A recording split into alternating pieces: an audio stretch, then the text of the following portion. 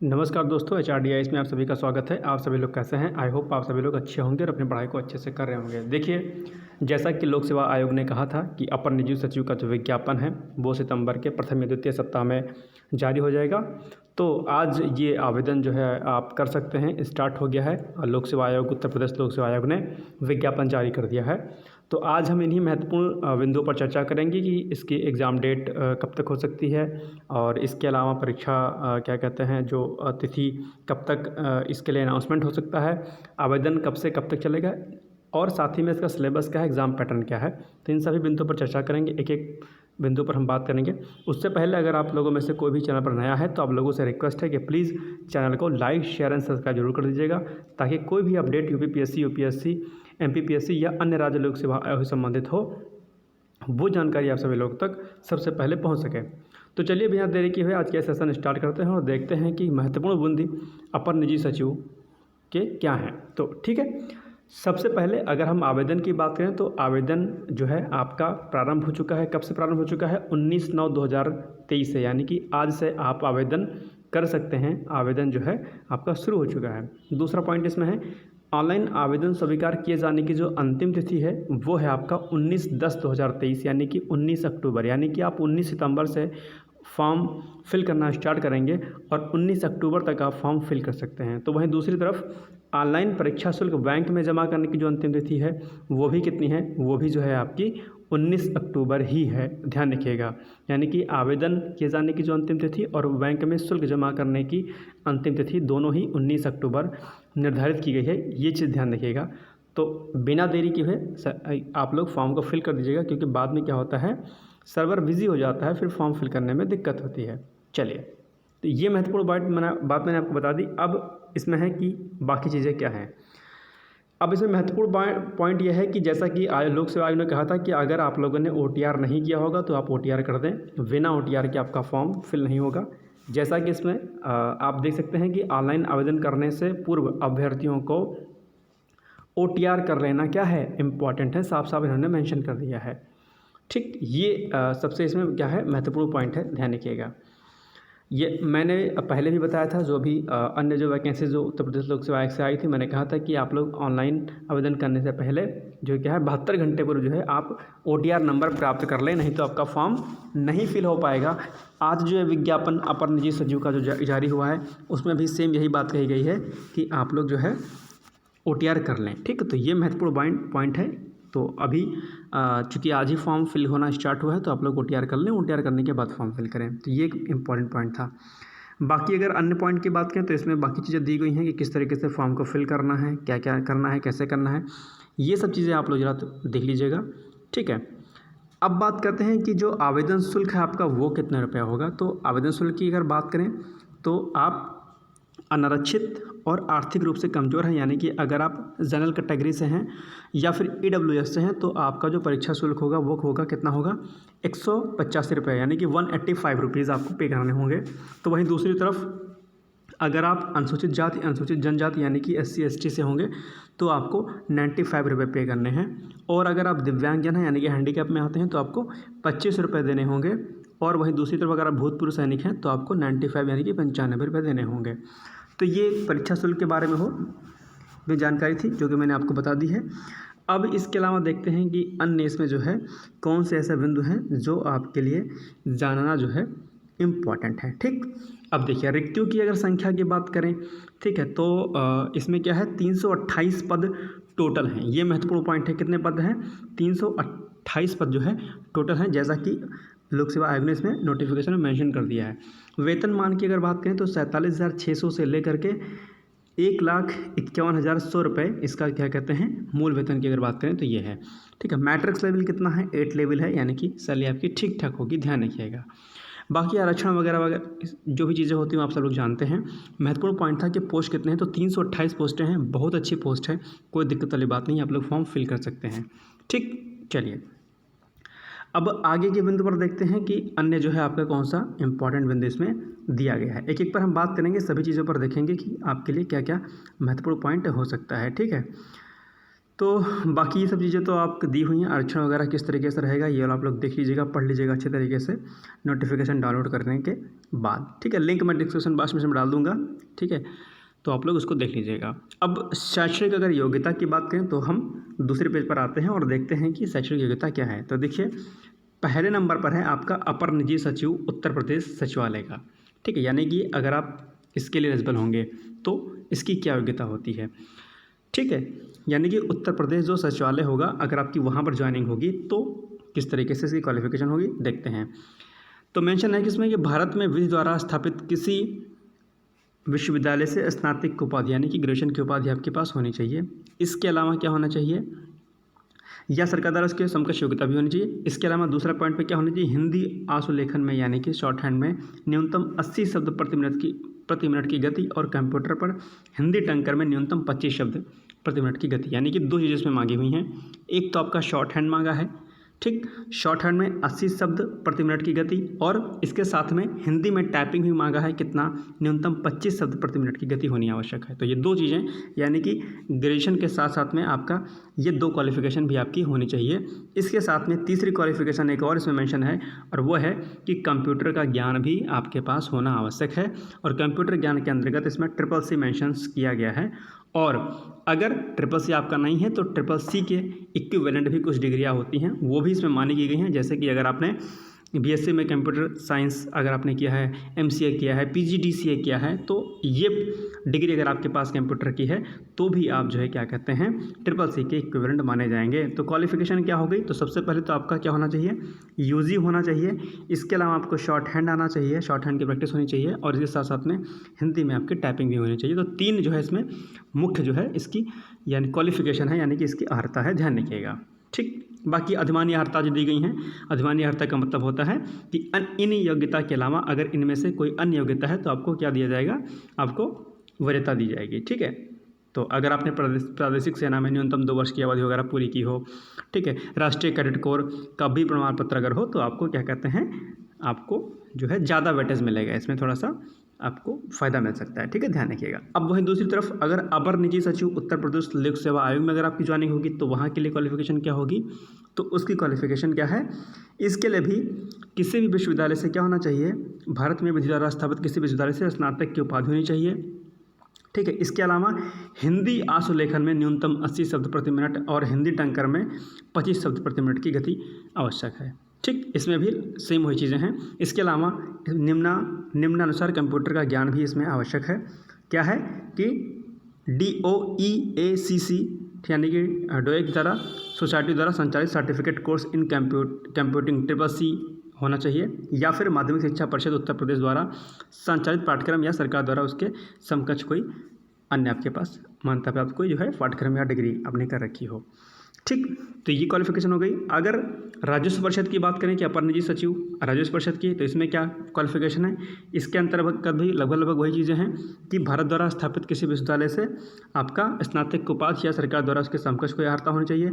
इसके अलावा हिंदी आशुलेखन में और हिंदी टंकर में 80 शब्द प्रति मिनट और 25 शब्द प्रति मिनट की गति होनी चाहिए, जो सेम ऊपर भी यही थी। इसके अलावा डोएक सोसाइटी द्वारा संचालित सर्टिफिकेट कोर्स इन कंप्यूटरिंग यानी कि CCC के लिए विहित पाठ्यक्रम, या फिर माध्यमिक शिक्षा परिषद द्वारा जो भी अन्य पाठ्यक्रम वगैरह इसमें निर्धारित होते हैं वो आपका होना चाहिए, ध्यान रखना, ठीक। अब इसमें देखिए कि अंग्रेजी आशुलेखन और अंग्रेजी टंकण का ज्ञान रखने वाले अभ्यर्थियों का ध्यान दिया जाएगा, यानी कि हिंदी के साथ में अगर आपको इंग्लिश में भी अगर शॉर्ट हैंड और वो आता है तो टाइपिंग, तो आपको क्या कहते हैं फ़ायदा मिलेगा, ध्यान रखिएगा। और अधिमान्य अर्हता के अंतर्गत वही चीज़ें हैं कि आपका राष्ट्रीय कैडेट कोर का भी प्रमाण पत्र हो, या फिर जो है न्यूनतम 2 वर्ष की प्रादेशिक सेना में न्यूनतम 2 वर्ष की अवधि तक आपने सेवा की हो, तो ये आपकी अधिमान्य अर्हता के अंतर्गत हो जाएगी। यानी कि अगर आपने इस योग्यता को अगर आपके पास है योग्यता तो आपको वरीयता दी जाएगी, आपको प्रॉफिट मिल सकता है।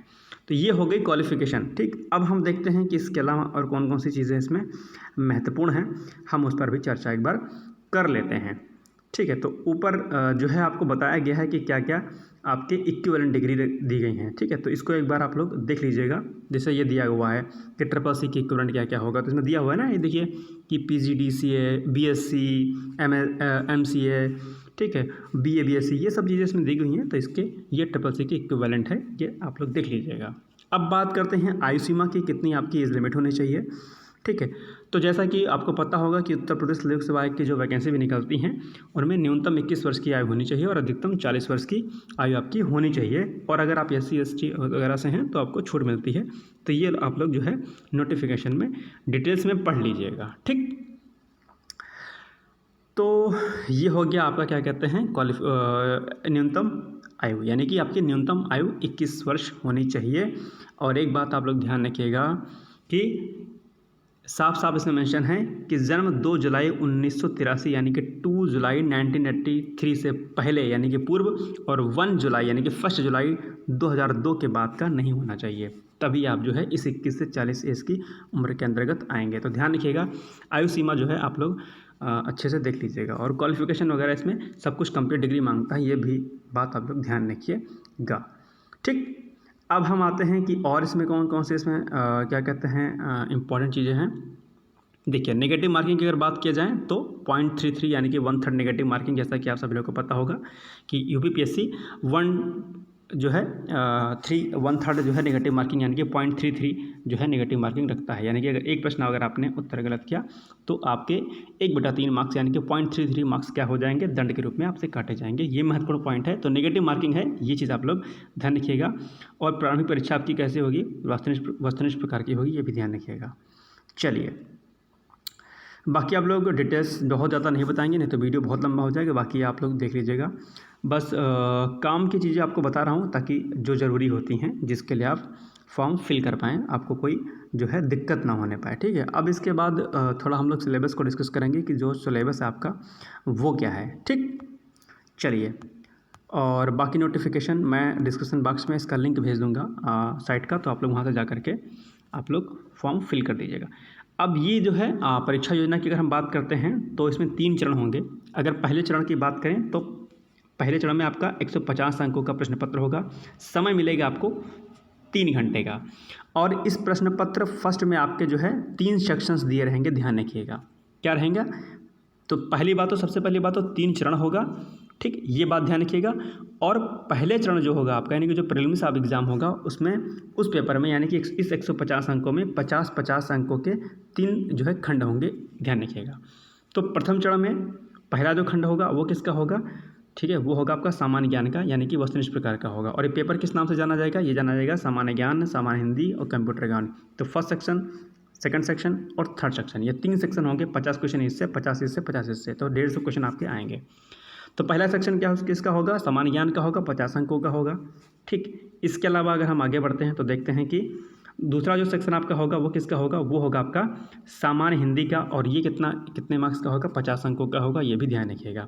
इसके अलावा कंप्यूटर ज्ञान, ये भी वस्तुनिष्ठ प्रकार का होगा, ऑब्जेक्टिव प्रकार का होगा। कुल हो जाएगा 150 अंक, यानी कि 50-50 अंक के 50 अंकों का आपका GS का सेक्शन होगा, GK का सेक्शन होगा, 50 अंकों का आपका सामान्य हिंदी होगा और 50 अंकों का आपका कंप्यूटर ज्ञान होगा।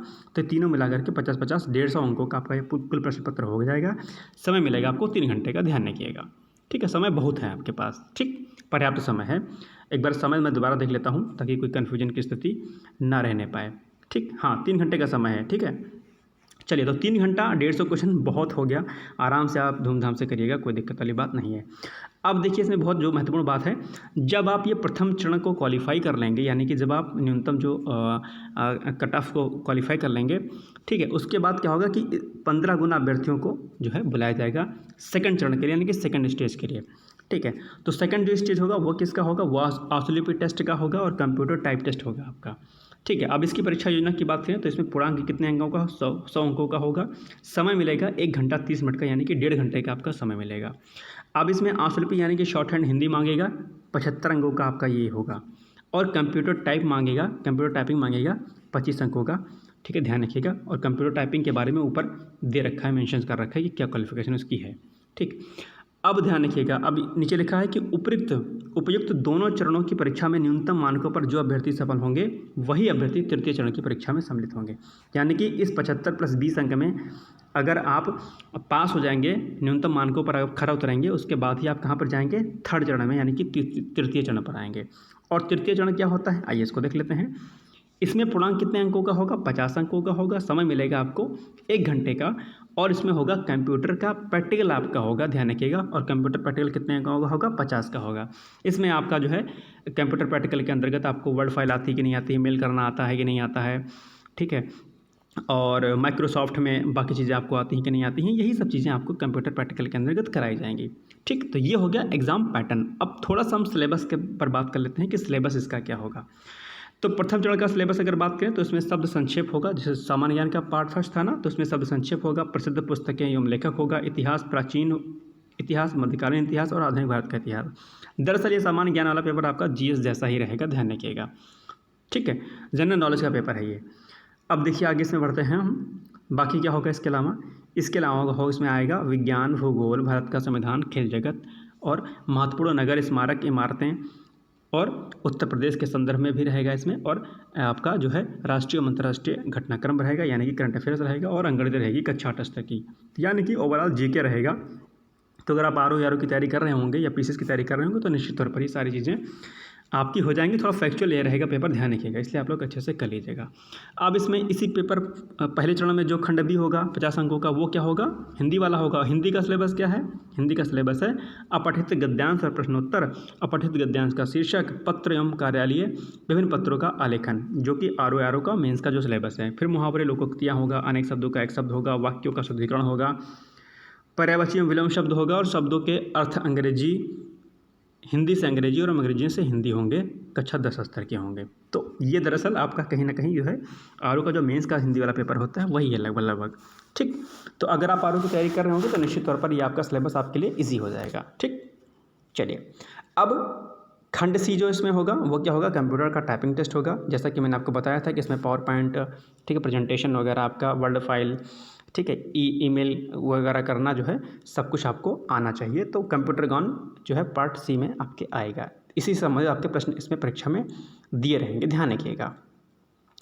अब अगर हम द्वितीय चरण की बात करें, यानी कि जब आप फर्स्ट चरण को पास कर लेंगे, क्वालिफाई कर लेंगे, तो आपका फिर 15 गुना अभ्यर्थी को इसमें बुलाया जाएगा। और सेकंड जो चरण होगा वो होगा किसका, हिंदी टाइप का होगा। ठीक है, जैसा कि मैंने आपको बताया था कि इसमें 75 और 25 अंक होंगे।